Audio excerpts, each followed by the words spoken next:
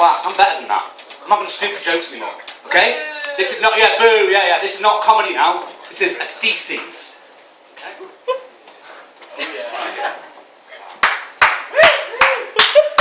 Yeah, man. Fuck yeah. Remember, a few months ago, there was an article in Busan Apps about the ha-ha hole? Yeah, do you remember that? Yes.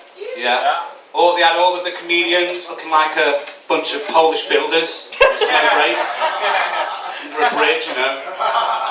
Wow. Cats. Anyway, I wasn't included, of course, no. As usual. Yeah, you were actually asked, you didn't show up. Taken off the thread. Holgate, you know. Deep throat. He was that. All that, yeah. No show. Yeah. Was I invited? It doesn't matter. Anyway, fuck off. Anyway, there was an article. It was about how great it was, you know, how funny it all is. It's an institution. And I was thinking, what if this had been written by a self-loathing, misanthropic, skinny little shit? And I thought, who could do that? Of course. So, this is my thesis, the antidote to the Busan Haps article. Okay? Yes. Written by Stephen Edward Hamster. Okay, here we go. The Ha-Ha Hole, a comedy night of errors, by Stephen Edward Hamilton.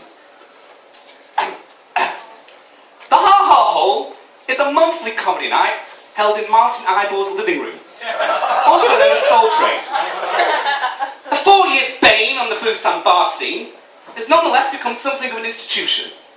Mind you, so is car bombing in Iraq. The Hole was the brainchild of a Mr. Christopher Farb, a third-rate musician and notorious attention seeker who has the same voice as Vin Diesel. Perhaps it was a lack of sex that drove him to creating the Ha-Ha Hole. Whatever the reasons, this isn't the Nuremberg trials.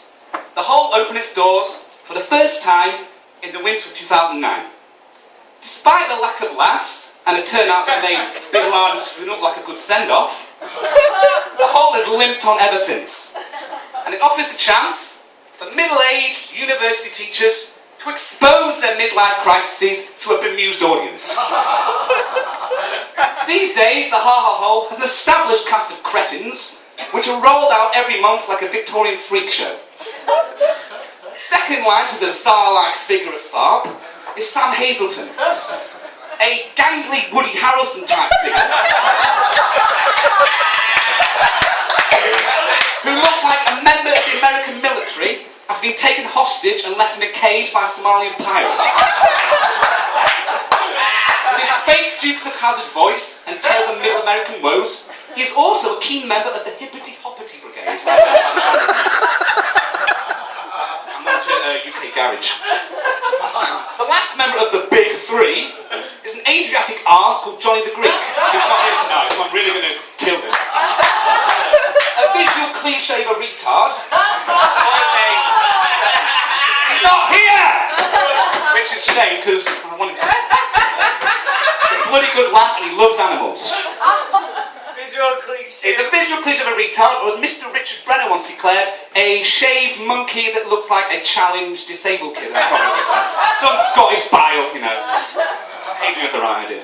Anyway, Johnny is like the baby bear to Chris Tharp's daddy bear and Sam Hilton's mother bear. It's like the power structure of the three bears in the As well as being one of the elders of comedy, Johnny also briefly took P&U to the movies with his Manic Movie Mondays, in which Soul Train was transformed into an empty, misanthropic film geek's bedroom. I feel that Melancholic Movie Mondays would have been more apt. Leaving the trinity of tiresome compares behind, I will now move on to the other key players in this comedy of errors. Coming back, I've got that Danny Cho gig, that's it, okay.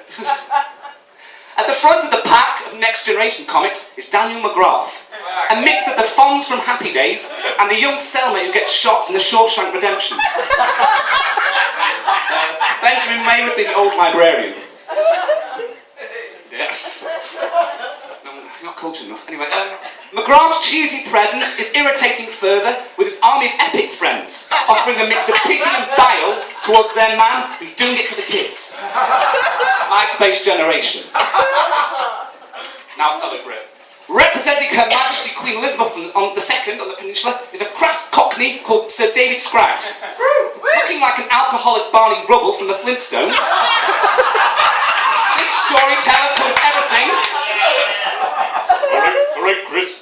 In case you feel like that. Alright. Encounters with this. What fucking hell? This storyteller and consumed with rage. This storyteller covers everything from encounters with prostitutes in Korea to encounters with prostitutes in Thailand. Before ending up with the cherry on the cake, encounters with prostitutes in Bangladesh. A true jack of all trades. It's like a seedier version of the Carry On movies. Who's next? The compare for tonight. Pushing the envelope of no laughs in comedy is John Merritt. A Philip Seymour Hoffman lookalike with an abnormal sized head. His Lou Reed style experimenting with his comedy often goes Berlin style. Berlin in 1945, that is. He's not here either. Another constant bane to endure is motor mouth Kevin Hockmuth. A walking Wikipedia of conversation, Mr. Hockmuth's altruistic wife has even put curfews on the man to be back at 12 on a night out to allow other people in the bar to actually speak. Awful huge. This is Cindy. I wish Rosie would do the same thing. No, he's not here. He's upstairs. This is about him 2 weeks ago. His stuff's cheap and boring. Of course, no whole thesis would be complete without mentioning M. Chi-Chi. A strange specimen of a man, the appearance of Lex Luthor with the fuck yeah attitude of Iggy Pop. He's a towering figure of middle-aged buffoonery. And Otto von Bismarck of uniting KSU and PNU together in our bemusement at him. Yeah. Takes his top off. It's like my dad, that would do. Anyway. Other constant attendees, sympathisers at the whole, include Martin Eyeball, a well-travelled chav with a trophy wife. He picked up or exchanged for a camel in a bar in Egypt. Him and Happy One are the PNU equivalent of Michael Douglas and Catherine Zeta-Jones. No, I'm sorry, that was a typing error. I meant to say the Kirk Douglas and Catherine Zeta-Jones. Many have tried, and most of the time succeeded, in trying to destroy a whole night. From a ranting, misanthropic Skinny Scott to a ranting, misanthropic Beer Belly Scott. Likewise the guy in Total Recall. You know, the leader of the resistance. Anyway, yet the whole white present Assad of Syria lingers on in desperation. A middle-aged mess of an evening, it clearly highlights the regression of men that have lived for too long on the Korean Peninsula. With their expanding waistline and shrivelling genitals, one can almost understand the need to level the angst out once a month. And seeing as there are no real golf ranges here, comedy is the next best thing. Thank you for your time, have a whole free life. Most of you do anyway. The revolution begins! See one drop east! You're not gonna hug me? You're not gonna hug me? I want a hug. You're great. Thank you for not hitting me that hard. I'm Castro, he's Guevara. Let's do this!